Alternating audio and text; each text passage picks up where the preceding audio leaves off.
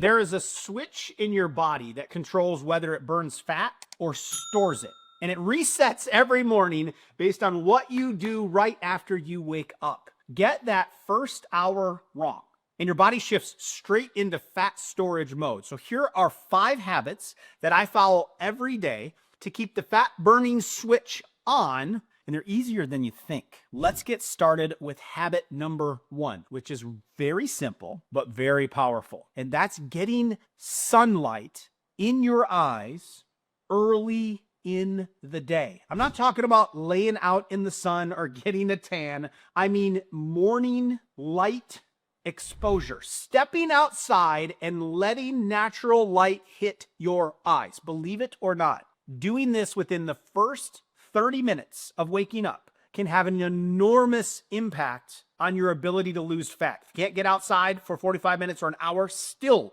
go do it. How does it work? Your body runs on a 24-hour rhythm.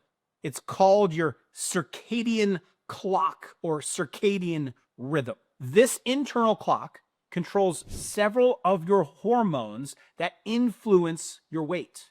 Cortisol, for example. It wakes your body up, so it spikes a little bit in the morning, and then it helps to release any stored energy. Insulin is the second one. It determines whether you're going to burn fat or whether you're going to store fat to start your day. So it can go up a little bit in the morning. Leptin controls your cravings and your appetite. Now, these hormones are all strongly influenced by natural light. And when you get that light, it's just as important as how much you get to help promote those hormones. So there's a study from Northwestern University that looked at this in a real world condition. And the people who got the most out of their daily light exposure before noon had significantly lower body mass index, BMIs, than those who got it later in the day. So they looked at the people that studied their habits, got exposed to natural light early in the day.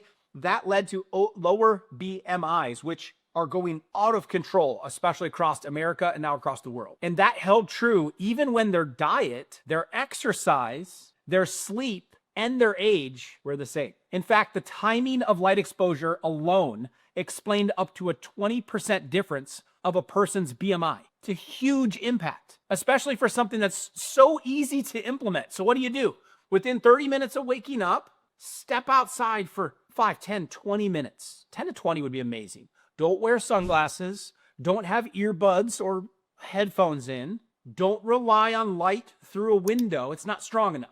Even if it's a cloudy day, middle of winter, stop, use logic there. But as many days of the year you can, outdoor light is still much brighter than anything inside. So even if it's cloudy, if getting outside isn't possible, it's too cold, something like that, you can use a light therapy box that mimics the UVs from the sun. It's a special daylight mimicking lamp, but you want to make sure if you're going to use one of those, like you can't get any sunlight, there's some kind of restricting condition or scenario of where you live, 10,000 lux or higher is what you're looking for if you have to have an actual light therapy box. I've never used one. I don't use one. I use sunlight as many days of the year as I can. Those, though, are commonly used for seasonal depression, like people that live in a dreary place and there's just no sun at all. It also helps reset the body's circadian rhythm. So there are some cheats, so to say, that you can use if you really can't get out. But for most of us, especially during the warmer months, getting outside, super important. Within your first 30 to 60 minutes, direct sunlight, do some stretching, do a little walking. You will feel the difference, believe me. Now, number 2, after you've gotten your morning light, habit number 2 is just as foundational, hydration. You lose a good 16 ounces of water when you sleep, sometimes up to 20. I literally used to measure it as a wrestler. I would go to bed, check my weight. I would get up the next morning and check my weight. The only difference was losing fluids. Your body is more than 60% water. So after 6 to 8 hours without it, while you're sleeping, you wake up in a dehydrated state, even if your mouth isn't telling you that. A lot of your hydration mechanisms are busted inside of the brain. So you got to start retraining it and turning on the sprinklers that turn on in your yard. It's a light sprinkle for a short amount of time to rehydrate the soil. It isn't a flood. So 16 to 20 ounces of water gets you going. When you're dehydrated, though, when you wake up, it slows your metabolism. It increases your cravings. Your body's trying to get in some salts and things like that. So it makes it harder to burn fat. But when you hydrate first thing in the morning, you reactivate fat burning pathways even before you eat anything. So let's talk through a couple powerful ways that you can hydrate effectively. First one's cold water. Drinking the water colder than your body does force your system to have to heat it up a little bit. It's a little thermogenesis, burn a few extra calories if you'd like. One study showed that drinking just 17 ounces of cold water first thing in the morning, I don't know why they chose 17, but they did in the study. First thing in the morning, it boosted metabolism by 30%. It's just that surge going the right direction. 30% boost, just putting cold water in first thing. You're outside, you're in the sunlight, having some cold water. The effect lasted of that surge, like go button on the metabolism for over 40 minutes. So you set the tone of you super efficient in the first 40 minutes of your day by putting in some cold water. On an empty stomach is important. It's going to help your body burn more fat. Second way you can hydrate, I love this one, lemon water. This is what I use myself. I recommend it the most. I have this at any time during the day, but it's especially great in the morning. You can start simple. Simply squeeze one lemon into a glass of warm or cold water, whatever you prefer with the lemon. Do it when you wake up. Or you can just go all in with what I call the Living Good jug. I have Nurse Living Good buy me a gallon jug of water. Okay, I don't care if it's plastic at that point. I wasn't worried about that. I'm just trying to measure my water. I squeeze 6 to 8 lemons. I juice them in. So I pour a little bit of it out or drink a little bit of the water to leave some space for juice for 6 to 8 lemons. You could add a little bit of cayenne to that. You could add a little bit of dash of maple syrup if you had to, but normally I just do the lemons and then I sip it throughout the day. But I've got a measuring stick. And some days, that's all I'll do. I won't have any foods. I'll just sip on my lemon drink all throughout the day. And I get through the whole thing. My body is flushing. My liver is being flushed out. My kidneys are being flushed out. It helps the liver produce bile, which is how your body breaks down fat. And so then it reduces bloating. If you've been bloated, cuts down on cravings. And here's something most people don't realize. When you start burning fat, your body releases a lot of toxins that were stored up in the fat cells. And so then your kidneys and your liver, they're responsible for cleaning up those toxins. But if they get overwhelmed, your body will store the toxins again somewhere else, back in some fat tissue somewhere else in your body. So that's one reason why people lose fat and then they gain it back again. So by hydrating with lemon water, you're giving your detox organs the support they need to flush those toxins out, keep weight loss going. Now, third, water before breakfast. If you're someone who eats in the morning, this one's important, okay? If you have to eat, I'm not saying you don't have to eat in the morning. Clinical research shows that people who drank that 17 ounces of water, you can make it 16, it's fine, before meals, lose up to twice as much weight as those who don't. 100% increase in weight loss just by drinking water at the right time. Why? Because it stretches your stomach. You feel more full. It sends a signal to your brain that you're already getting full before you even start eating. Just doing that habit before breakfast can make a massive difference on how much you lose. So then you naturally eat less without having to count, track, or restrict anything. And it doesn't just apply to breakfast. Even if you don't eat until later, water before any meal can help control appetite and reduce your calorie intake. Over a 12-month period of time, women who increased water intake to just over a liter a day without changing food or exercise lost nearly 5 pounds. Just increase water intake, and if you can do it before a meal, it's going to have even more of an effect. Those women also had measurable differences on that waist size and that body fat, which means they're losing inches, which means they're burning pure fat. The next morning habit up is coffee. Your morning coffee can actually help you burn fat, but only if you do it in the right way. That means ideally a plain black coffee, but more so at least no sugar filled creams, flavored syrups, chemical additives, no artificial light versions or additives. Those are even worse. If you do need something in your coffee, you can do what I do. A little coconut oil, butter, or you could use ghee, either one of those. And then my collagen's got a little bit of monk fruit with it. You blend that, it's like a latte, collagen coffee. The point though is keep it very clean. So the coffee I'm drinking is black coffee this morning with moringa in here. So there's moringa into the beans and so it ends up in there. So it's coffee and moringa to stimulate healthy metabolism right away in the morning. You can check out my moringa video to understand why it is considered one of nature's Ozempics and the most nutrient-dense foods on the planet. So check that out. It's incredible. That's why I add it into the coffee to help to subsidize that. So point being, we got to keep coffee clean in order for it to have its impact. Now let's break it down why it works for fat loss. Number one, it increases fat oxidation. That means it helps your body use stored fat for energy instead of reaching for sugar. So it helps you be a fat burner instead of a sugar burner. And when you drink it in the morning, before you eat anything, you're already aligned with your body's natural fat burning rhythm. Secondarily, it suppresses appetite. I mean, I can have a cup of coffee and just the hunger kind of melts away. I don't know if you're the same. Nurse Living Good's not that way, but that's how my body works. Coffee lowers a hormone called ghrelin. Ghrelin is the gremlin. Remember, nom, nom, nom, nom, nom, nom. It's the one that tells your brain, I'm hungry, I'm hungry, I'm hungry, I'm hungry. The little gremlin, ghrelin, is the one that it helps to slow down. So it helps you go longer without cravings or snacking. Number three, coffee helps support digestion. It stimulates the gallbladder to release bile, which again, your body uses to break down fat and remove toxins. It's especially important for anyone with sluggish bile flow, or if you had your gallbladder removed, adding a little coffee in your morning can help move things along properly in the digestive tract. And fourth, it helps keep you very regular then. So going to the bathroom daily is a big part of detoxification. It's a big part of fat loss as well. If your body isn't eliminating waste consistently, then the toxins get reabsorbed and then your fat loss slows down as your body is storing those toxins as fat somewhere else. So coffee helps keep things moving. And it's real world data that backs this up. In a national study, women aged 45 to 69 who drank 4 or more cups of coffee per day had 2.5% less body fat and 4.3% less fat around their midsection. Another study out of Harvard, people who drank 4 cups of coffee a day lost about 4% of their body fat over 24 weeks.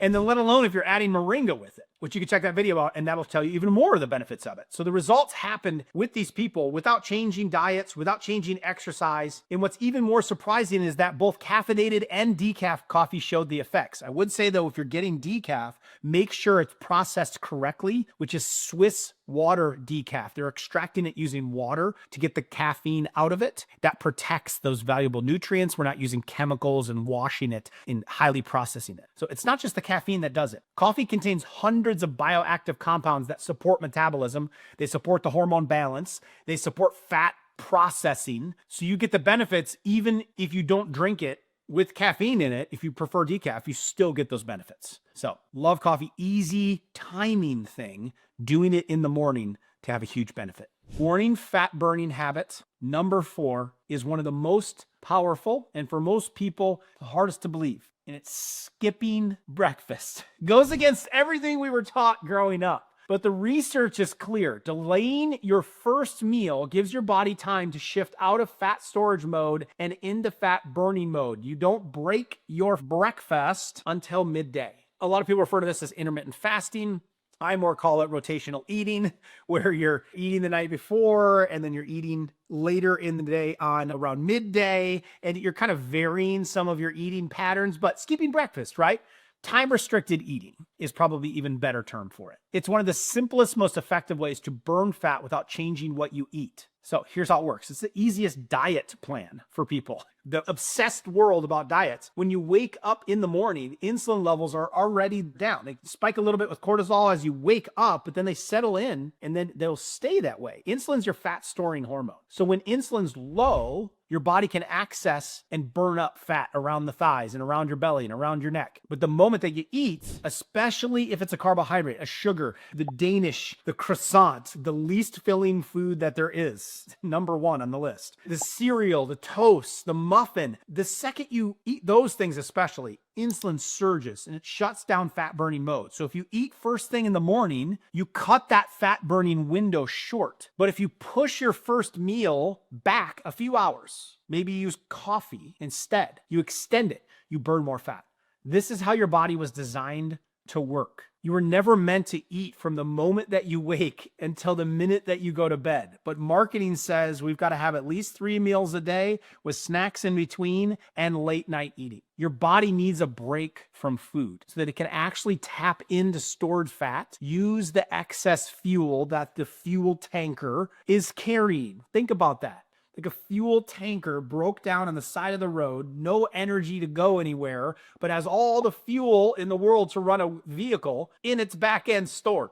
That's kind of how it feels sometimes as us storing fat, but not accessing it. This is one of the best ways you can access it every day, little by little, day by day. A review of 27 clinical trials found that intermittent fasting led to weight loss in every single study. Some people lost as much as 13% of their starting body weight. And most of that weight loss came from fat, inches gone, not just muscle. In addition, most people who reported felt less hungry, not more hungry. Figure that one out. It's like, well, if I don't eat, I'm gonna be starving. It's like, actually, get some sunlight, have some water, drink some coffee, you're gonna be good, and then enjoy lunch. So how do you do it? Just skip the breakfast, right? Add in the liquids, give your body that 12 to 14 hour window without food from your last meal. And ideally, the tighter you can get at dinner, the better the results. If you eat at 6 and don't eat after that, whole nother topic, you can extend it even further. And you go a long period of time without food in between meals. So if your dinner finishes at 7 and then you wait until 7 or 8 or 9 a.m. to eat, just pushing breakfast back a little bit, you've got yourself 12 to 14 hours. Let alone if you go till noon, you give yourself a 16-hour fasting window. And then you've cut down your eating window each day to only 8 hours. What's allowed during fasting? I'm a dirty faster, right? You might be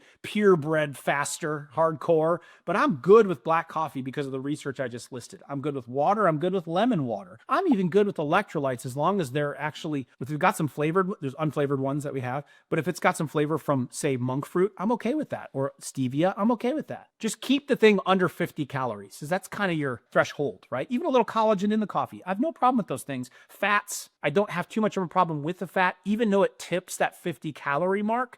I like that it doesn't spike insulin. So you stay in fat burning mode. But 50 calories or less is a great goal. Having liquids, this habit alone has helped thousands of people finally start seeing those results, not by eating less, but just simply eating later. Now, if you want to take everything you've done so far, the hydration, your coffee, your fasting, and then multiply the results. Your sunlight, you need to include morning fat loss habit number 5, moving your body before you eat. And no, I'm not talking about running marathons or spending hours in the gym. It could be as simple as when you're getting your sunlight, you're on a brisk walk, some light strength training, or a short full body routine. The key is do it before breakfast, when insulin is low, when the body has no carbs in it yet. That's when it taps into stored fat, not the food that you just ate. There's research to back this thing up. One study looked at people exercising at different times of the day.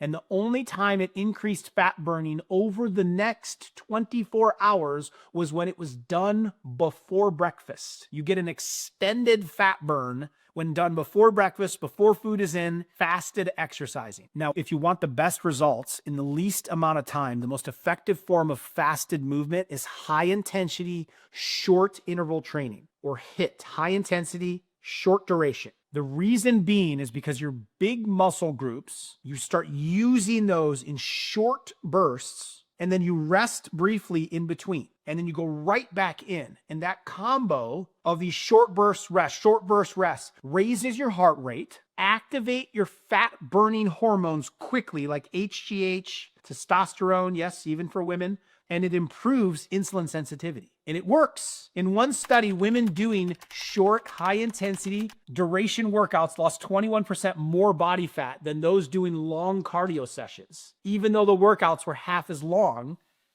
shortened it down, still got the results. If you need an example of one of these, I call them 10-minute workouts. And the 10-minute workouts, I'll put an example of one in the link below. We give them out at the start of each of our challenges. Every day we teach people how to do this. And if you can do it as a fasted movement, you will flip fat burning mode on even more and accelerate the results of the timing of this habit. So if you want the absolute most out of those 10-minute workouts, there's a specific way to do them that flips your fat burning hormones on and it keeps them going all day. And that's what I want to walk you through in my next video. It's called the #1 full body exercise for weight loss. And the workout is quick. It's simple. It's designed for real results. Like I told you, it's 10 minutes. And in the video, I'll show you how to pick the right exercises, how to modify them if you're just starting out or you have some kind of injury, and then how to turn your metabolism back on, no matter your age, no matter your fitness level. So many people have accomplished this. Hundreds of thousands I've taught how to do this. So if you're serious about losing weight, click that video next, and I'll see you over there.